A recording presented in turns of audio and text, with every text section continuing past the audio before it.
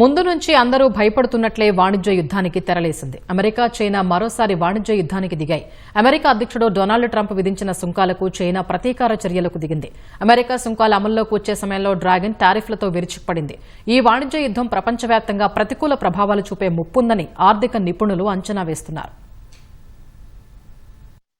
అగ్రదేశాలైన America, China మరోసారి వాణిజ్య యుద్ధానికి దిగాయి. తమపై అమెరికా 10% సుంకాలు విధించడాన్ని తీవ్రంగా పరిగణించిన చైనా ప్రతిచర్యలకు దిగింది. అమెరికా టెక్ సంస్థ గూగుల్ పై విచారణకు ఆదేశించడంతో పాటు అమెరికా వస్తువులపై కొత్త సుంకాలు విధించింది. అమెరికా నుంచి దిగుమతవుతోన్న బొగ్గు, ద్రవీకృత సహజ వాయువుపై 15% సుంకం విధిస్తున్నట్లు చైనా ఆర్థిక మంత్రిత్వ శాఖ ప్రకటించింది. ముడి చమురు, వ్యవసాయ పరికరాలపై 10% సుంకాన్ని వసూలు చేయనున్నట్టు తెలిపింది. అలాగే యాంటీ ట్రస్ట్ ఉల్లంఘనల ఆరోపణల కారణంగా గూగుల్ పై విచారణకు ఆదేశించినట్లు డ్రాగన్ పేర్కొంది. అటు చైనా వాణిజ్య మంత్రిత్వ శాఖ కూడా అమెరికా వస్తువులపై నియంత్రణ చర్యలకు దిగినట్లు విడిగా మరో ప్రకటనను చేసింది. టంగ్స్టన్, టెల్లూరియం, రుథేనియం, మాలిబ్డినం సంబంధిత వస్తువుల ఎగుమతులపై నియంత్రణ చర్యలు విధిస్తున్నట్టు చెప్పింది. అమెరికాకు చెందిన ఇల్యూమినా ఇంక్, పీవీహెచ్ కార్పొరేషన్ వంటి సంస్థలను విశ్వసనీయత లేని ఎంటీటీ జాబితాలోకి చేర్చినట్లు తెలిపింది. జాతీయ భద్రతా ప్రయోజనాలను కాపాడటానికే ఈ నిర్ణయం తీసుకున్నట్లు చైనా వెల్లడించింది. అమెరికా చర్యలపై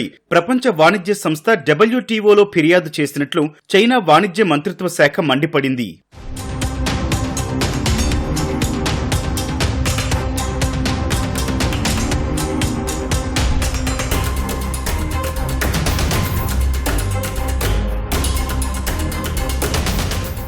అమెరికా అధ్యక్షుడిగా రెండోసారి ప్రమాణ స్వీకారం చేసిన తర్వాత డొనాల్డ్ ట్రంప్ వాణిజ్య యుద్ధానికి తెరతీశాడు. తొలుత కెనడా, మెక్సికోలపై 25%, చైనాపై 10% టారిఫ్లు విధిస్తూ ట్రంప్ నిర్ణయం తీసుకున్నారు. తర్వాత మెక్సికో, కెనడా దేశాధినేతలతో మాట్లాడిన తర్వాత సుంకాల అమలును నెల రోజుల పాటు నిలిపివేస్తున్నట్లు ట్రంప్ ప్రకటించారు. అయితే చైనాపై మాత్రం సుంకాలు అమలు కానున్నట్లు తెలిపారు. మంగళవారం నుంచి చైనాపై విధించిన కొత్త సుంకాలు అమల్లోకొచ్చాయి. ఈ నేపథ్యంలో అమెరికాపై చైనా టారిఫ్లతో విరుచుకుపడింది. ట్రంప్ తొలిసారి అధ్యక్షుడి ఉన్న సమయంలో కూడా చైనాతో 2 ఏళ్లు వాణిజ్య యుద్ధానికి దిగారు.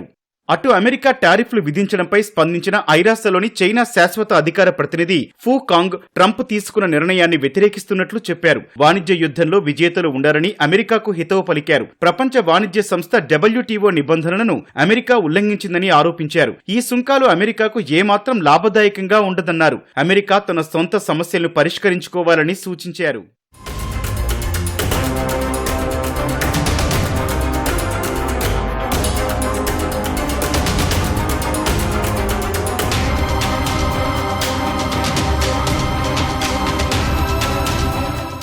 అమెరికా, చైనా మధ్య వాణిజ్య యుద్ధం కారణంగా ధరలకు రెక్కలొచ్చే ముప్పు మాత్రం అధికంగా పొంచి ఉందని సర్వత్రా ఆందోళనలు వ్యక్తమవుతున్నాయి. నిత్యావసరాల ధరలు మరింత పెరిగి అమెరికన్లకు కష్టాలు రెట్టింపవ్వొచ్చని ఆర్థిక నిపుణులు హెచ్చరిస్తున్నారు. ఈ వాణిజ్య యుద్ధం ప్రపంచవ్యాప్తంగా ప్రతికూల ప్రభావాలు చూపే ముప్పుందని అంచనా వేస్తున్నారు.